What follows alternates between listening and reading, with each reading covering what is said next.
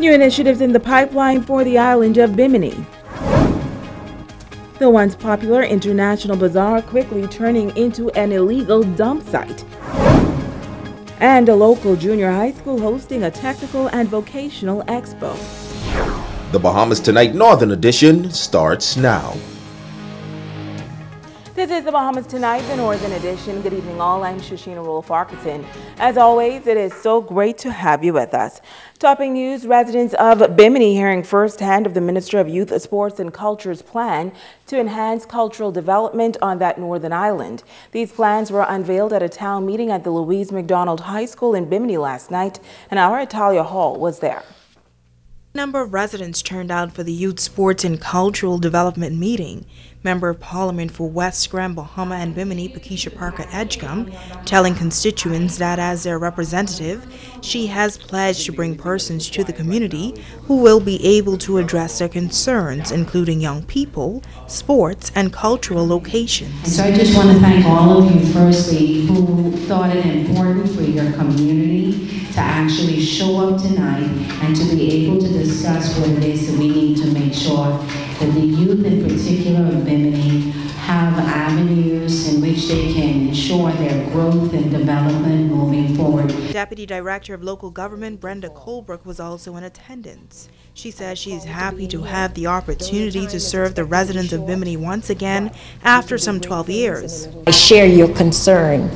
I am here to support you in whatever endeavor you want to put forward to move Bimini to the next level. Minister of Youth, Sports and Culture, the Honorable Michael Pintard says, as it relates to youth, sports and culture, transformation is needed and is possible in Bimini. He says the Fresh Start and Job Readiness Program are now being organized for the island and will be offered within the next year. Pintard believes a youth directory also needs to be put together, which will include all of the sporting, cultural, and youth organizations in Bimini. We are prepared this summer, along with your Member of Parliament, to pay 2 students or 2 young persons for the period of 8 weeks so that they can help you in putting together a directory or gathering any other information that you believe is necessary. The minister adds that once the budget cycle is completed, Biminites with business ideas who wish to start a business are invited to apply for a grant. Particularly young persons between the age of 17 and 29, we'll have another program for 29 to 35, where you will be workshopped for several weeks on how to develop a business plan. And at the end of that period, you will make a pitch to a panel in order to explain your business idea and as they review your plan. And we would make available to you anywhere between $1,000 and $5,000 towards the development of that business idea. Now, the Member of Parliament for West Grand Bahama and Bimini also announced that her constituency office is officially open in Bimini daily, and she's also encouraging all Biminites to be a part of these meetings going forward. Reporting in Bimini for ZNS Network News, I'm Italia Hall. With an increase in traffic accidents so far for the year, the government has decided to enlist the help of some special minds to assist in road safety. This afternoon, nearly 30 students were inducted as junior road safety officers. The Minister of Transport and Local Government was on Grand Bahama for this occasion. Students from various schools on Grand Bahama assembling at Hugh Campbell Primary School to be inducted as junior road safety officers. It was a day of celebration and one that came with much responsibility for those students who will now become watchdogs for those committing infractions when it comes to road safety. Bringing opening remarks was Mary Russell.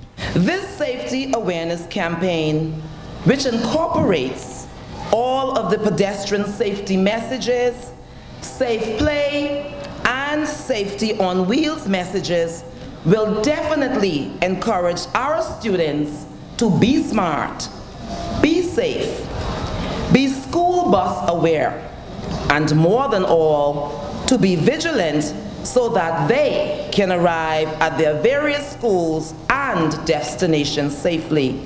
Minister of Transport, the Honorable Frankie Campbell, giving some startling statistics. He says, according to the World Health Organization, just over 186,000 children from around the world die every year because of traffic accidents. He notes that every 4 minutes, a child is prematurely injured and sometimes severely injured on the streets.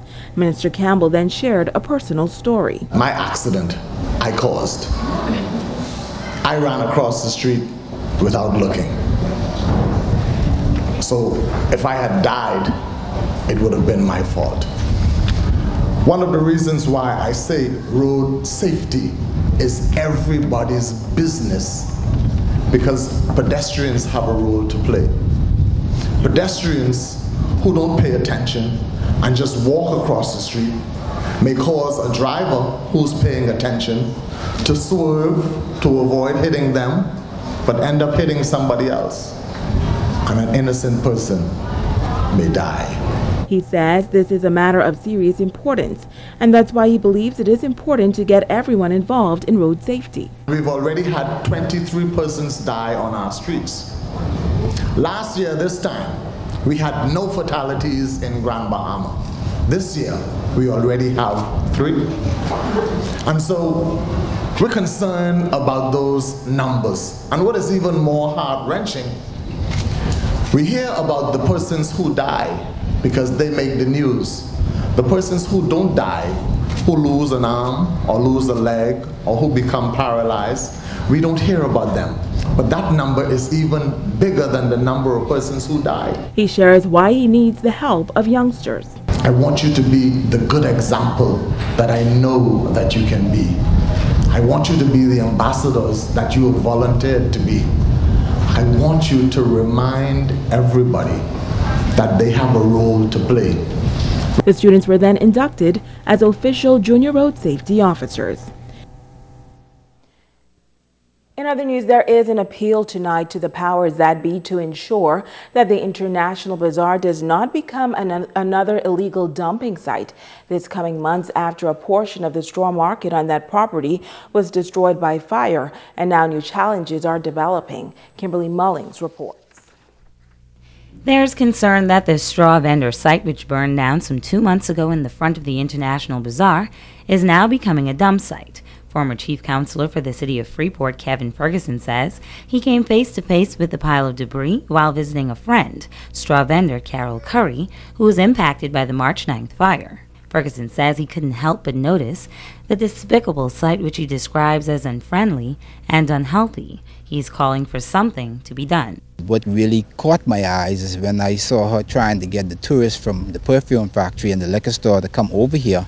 And instead of coming over here, they were actually taking pictures and video of this debris and the situation here, which really concerned me, because, you know, if we are talking about trying to rebuild Freeport and rebrand Freeport, this is a tourist area.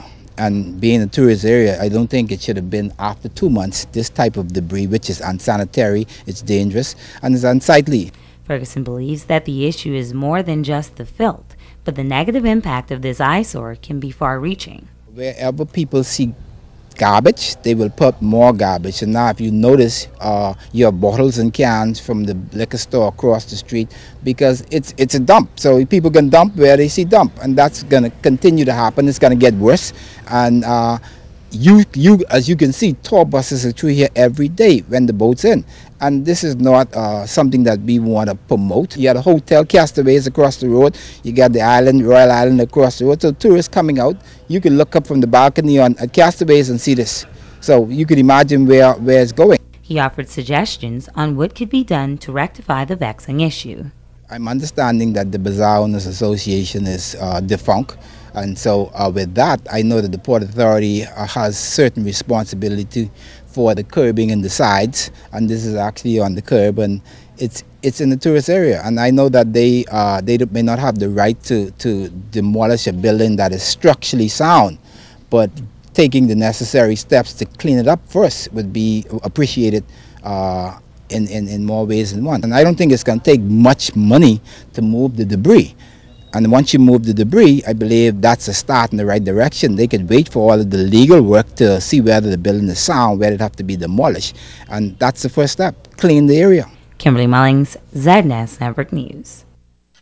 And now to news from the court, where there was yet another delay in the Barry and Sheena Johnson murder trial. Natalia Hall has the details. The Garnet Lavardi Justice Center was heavily guarded by armed police officers on Friday morning. Justice Estelle Gray Evans was expected to present her summation of the entire trial to the jury, but that did not go as planned.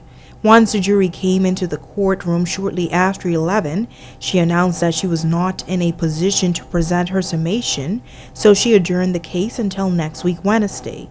Attorney Jeffrey Farquharson, representative for Paul Belazaire, then stood up and said that certain information was given to him, that there are some difficulties with the jurors, and some may have plans to travel.